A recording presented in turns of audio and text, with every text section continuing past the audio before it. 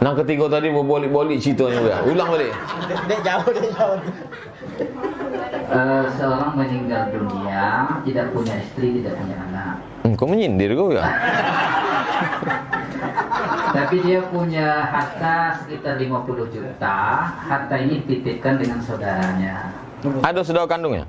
Saudara seayah ada 3 orang tapi sudah meninggal. Jadi? Saudara seibu ada 3 orang. Ya dia betul dia tak punya istri, tak punya anak. Hah? Tak punya saudara kandung, cuma seayah 3 orang sudah meninggal. Saudara seibu 3 orang masih hidup, perempuan. Nah, tapi dia dipelihara oleh keponakannya dari saudara kandung. Saudara kandung dari pihak? Dari ayah. Dari pihak ayah dia. Seayah maksudnya. Itulah ahli waris. Yang keponakan itu. Hah? Keponakan dia tuh. Keponakannya. Jadi pertanyaan dari jemaah itu, bagaimana pembagian harta warisan itu? Kemudian bolehkah dikasihkan harta itu kepada keponakannya itu? Kalau amba pengalaman tentang warisan, kau tidak selesai dek ceramah. Jadi di kantor pengadilan kabupaten, kota, itu ada formulir namanya formulir pembagian harta warisan. Ditulislah di situ yang meninggal siapa, ahli warisnya siapa. Tulis saja sodo nama ahli waris, kalau meninggal gue dalam kurung meninggal tahun sekian. Beko orang pengadilan membagi persentase. Iko ndak dapet de ado anak perempuan dari cucu ndak dapet karena ada anak laki-laki yang dibuat gitu. Nanti ditetapkan uang itu.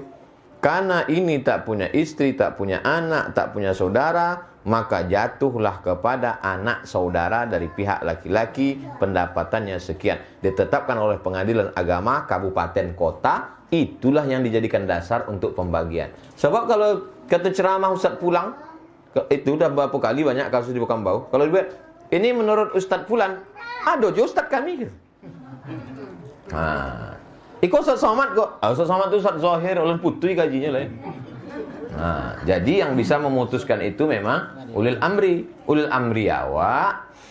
Dulu ulil amri awak itu Sultan Syarif Kasim. Karena Sultan Syarif Kasim kurang paham agama, untuk urusan agama dipahami oleh mufti. Setelah awak bergabung ke Negara Kesatuan Republik Indonesia, tidak ada oleh mufti. Maka kerajaan-kerajaan yang punya mufti meminta, maka dibuatlah satu kementerian namanya Pengementerian Agama. Tapi Menteri Agama di Jakarta tidak sampai ke bawah. Dari Menteri Agama turun kuasa itu ke Kanwil, dari Kanwil ke kabupaten kota, turun ke bawah. Maka puncuk tertinggi di kecamatan adalah KUA. KUA itulah menjadi dalil bisanya menikahkan perempuan yang tak punya wali. Fasultanu waliyun man la waliya laha. Itu dalilnya. Maka tidak ada KUA perempuan. Kenapa tidak ada KUA perempuan? Karena perempuan tak bisa menikahkan. Itu mesti tahu kronologis sejarah itu. Kenapa ada Kementerian Agama? Itu untuk menutupi pasal Pancasila, sila pertama. Ketuhanan yang Maha Esa dengan kewajiban umat Islam menjalankan syariatnya. Ketika dibuang 7 kata itu, disingkat dengan ketuhanan yang Maha Esa, tapi pelaksanaan syariat Islam tetap bisa terlaksana melalui Kementerian Agama. Wallahu a'lam. Lain. Ada ibu satu, enggak satu aja ibu. Ada. Ibu satu aja ada. Sampai. Tentang masalah menyemah hutan, hendak membuat kebun, menyemah tapak rumah. Jadi dulu orang Melayu sebelum menanam tanaman di kebun itu, sebelum membuat pondok, dipotonglah kepala kambing, disemah hutan tadi, supaya jangan penunggu-penunggu jembalang tanah itu mengganggu. Dimasukkanlah kepala kambing tadi ke dalam lubang. Datanglah mufti kerajaan Siak Sri Indrapura, bertanya kepada orang Melayu, apa yang masuk ke lubang kau? Kepala kambing tok guru. Oh jangan, kata tok guru. Tapi kalau ndak awak masuk ke kepala kambing, kau antu-antu ku mengganggu awak. Nan masuk ke dalam lubang tu darah kambing. Maka dipotonglah darah kambing masuk ke lubang, betul tutui. Kepalanya Tok Guru, antakumah. Itulah asal muasal setiap acara ustadz pasti dikasih kepala kambing. Itu asal muasalnya. Itu asal cito itu dari pengislaman negeri Melayu.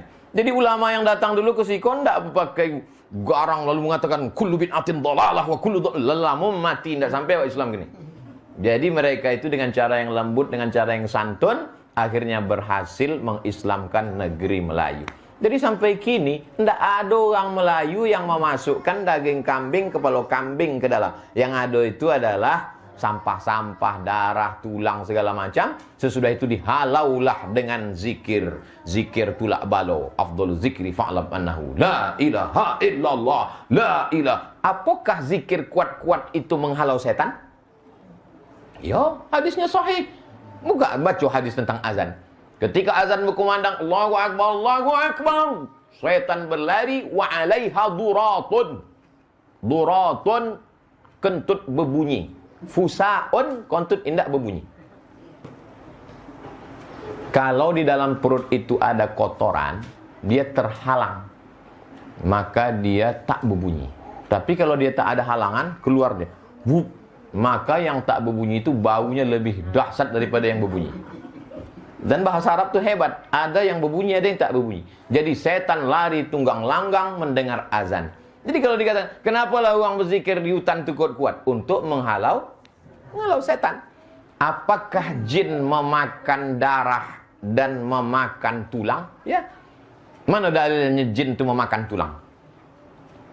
Ketika sahabat Nabi istinja pakai tulang unta, kata Nabi, la tastanju, jangan kalian istinja pakai tulang unta. Kenapa? Innahu ta'amu ikhwanikum, karena tulang unta dan tulang kambing itu adalah ta'amu ikhwanikum, makanan saudara kamu. Itu maka banyak jin mengamuk gini. Habis tulang, sup tulang. Tulang. Tertulislah di dinding rumah makan, tulang lunak. Menetes air mata kucing. Tidak ada tu sisa dah awak lagi. Banyak jin-jin mengamuk dek tulang ku habis. Jadi apa yang dilakukan tuan-tuan khalifah itu adalah tidak mubazir, membaca doa. Jadi kalau ustaz diajak orang menyemah membaca doa, baca doa. Untuk menghalau hantu, menghalau jin jembalang tanah dan lain sebagainya. Daripadanya pakai dukun,